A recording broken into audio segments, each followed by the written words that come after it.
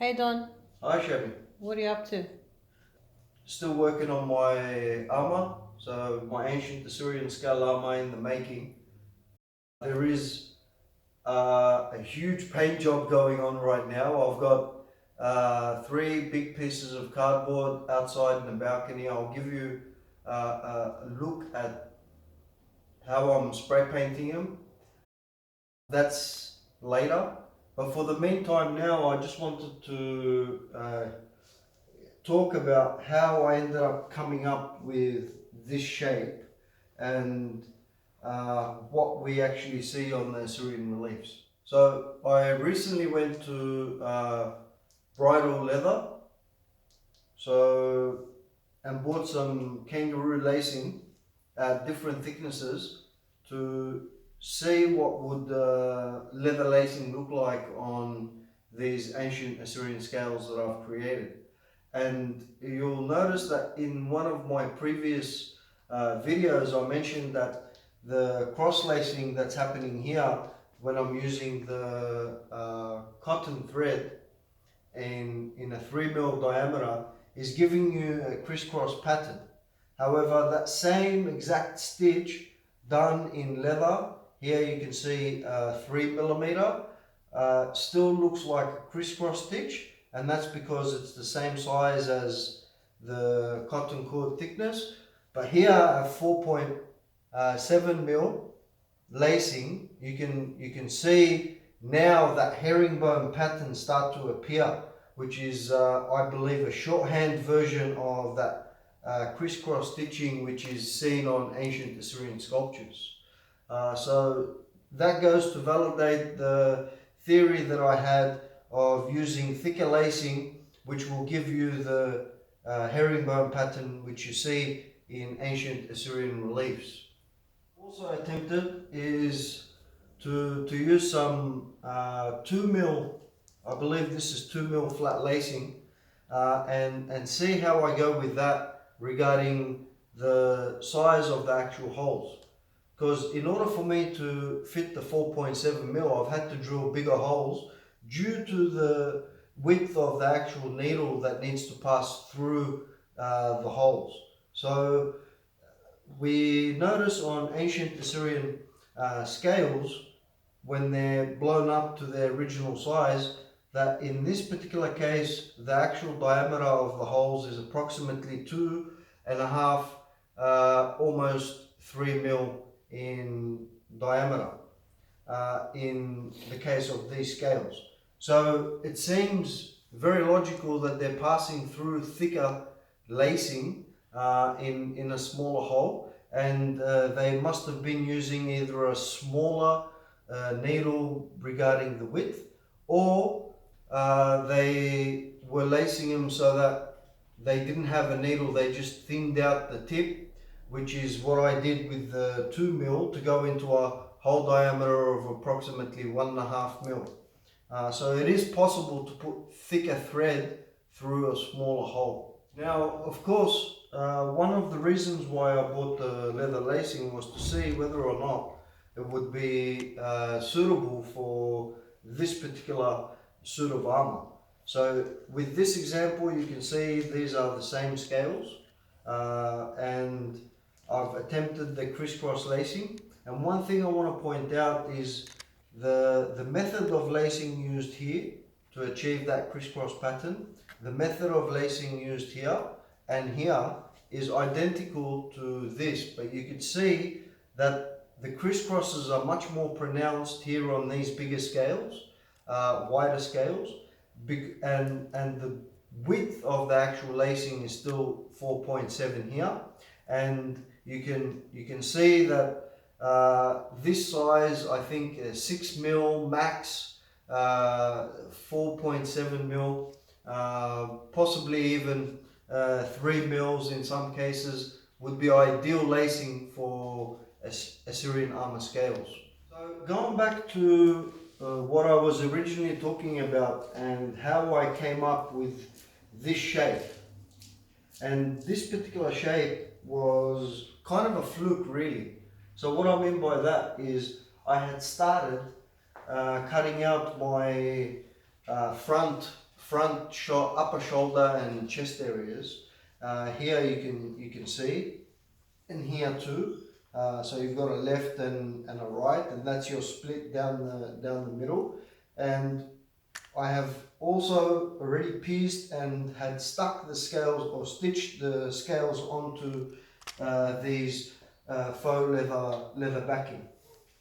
However, what I noticed was when I had done it in a straight method, so attaching the back to the front in just a straight strap, so instead of having this curved, it would have been just straight up here.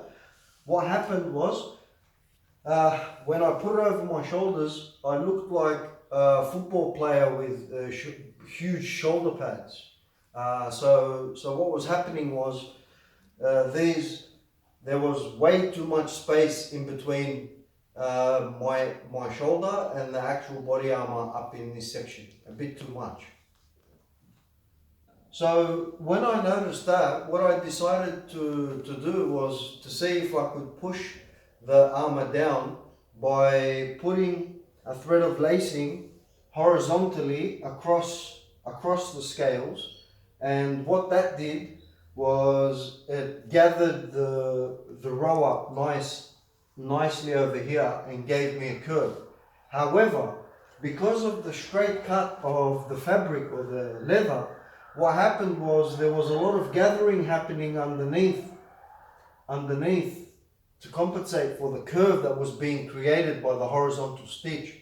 So that led me to then know that the curve was good, but the cut of the actual backing was incorrect. So what I did was I followed the natural curve of the scales that I was getting and marked that out on a template piece of paper, and then used that to cut out my new back front and back pieces with the curve actually in there, so that the material would not gather underneath my shoulder.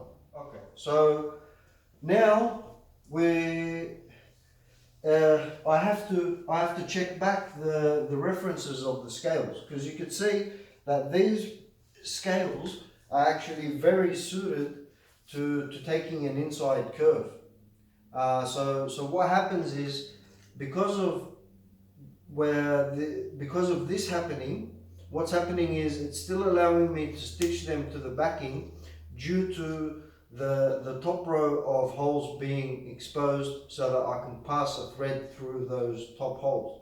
However, if I was to curve them on this side, you can see because of the gathering up at the top, what would happen was I would no longer be able to stitch them down to a backing. So in this particular example, they're straight, but in ancient Assyrian scales, what we find is tapered. What we find is tapered Assyrian scales. So you notice that the width up at the top of the scale is wider than the curved tip at the bottom, and they angle. Now when I cut these out and stitched a row of them, what I noticed was they naturally give you a curve. So my hypothesis is these scales that have the tapered shape to them would be ideal scales to use to give you the perfect curve here along the armhole of ancient Assyrian scale armor. So let's go have a look in the balcony and see what's going on. Now here you can see these have been freshly sprayed. So far it's the lighting is bad. Maybe try this section out. Can you see them a little more? Is that better? Yeah. All right. So here you can see that the front have been painted, but the backs have not been painted yet. They're still a little bit raw. I want to give a little bit more time before I actually start turning them over to spray the back in a bronze color as well. But here at this particular station, you can see these are extra scales that I've cast that still have the flashing on, because if I'm finding any damaged, any of these scales that I was using on my armor that have been damaged, I'm replacing them with these new ones so that I get a total suit that's fresh, ready to use. And up here you can see, for example, some of the scales that have some damage in them, like in this case. This is the mold that I've been using to produce the scales, and these are the ones that didn't make the cut, so to speak. So you can see I'm using a hammered finish, so a bronze hammered finish, and that's what's given me these. Here I'm using my scales, if you have a look. So you've got my scales, that's my resin, my mixing cups and stirring sticks.